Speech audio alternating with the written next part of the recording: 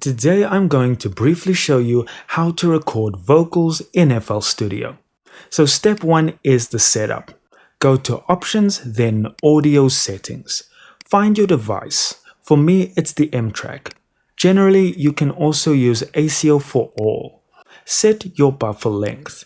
Lower buffer size equals less latency. Higher buffer length, less taxing on your CPU. And the cons are vice versa. When you are done there, you can click out of the sound settings. We are going to the mixer and we are going to name our first insert. This is where we will record all our vocals. Let's call it vocals and give it a color. Next step is the playlist.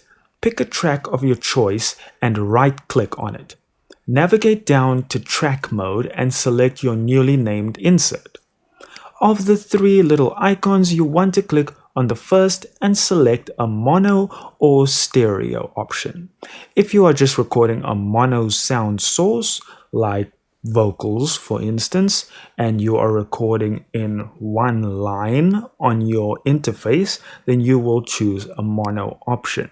Generally, USB mics that don't plug into an interface will record in stereo. Make sure your track is armed by hitting the third icon. When you are ready to record, hit R or hit the record button next to the BPM. Now, if you want to record more vocals on another track, but using the same insert, you will notice you can no longer select vocals. However, if you simply hit record again, it will automatically record on a new track, creating a sort of bus. One thing that I forgot to mention is that if you want to record and hear the effects on your vocals, put Set Effects on a separate channel. The reason for this is we do not want to burn the effects onto the actual recording. So unroute from the master and route your vocals to the created effect slot.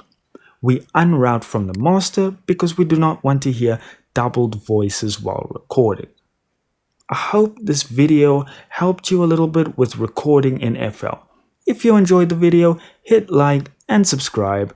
It is pouring rain out here, so I'm going to grab a cup of coffee, and I hope you guys have an amazing day.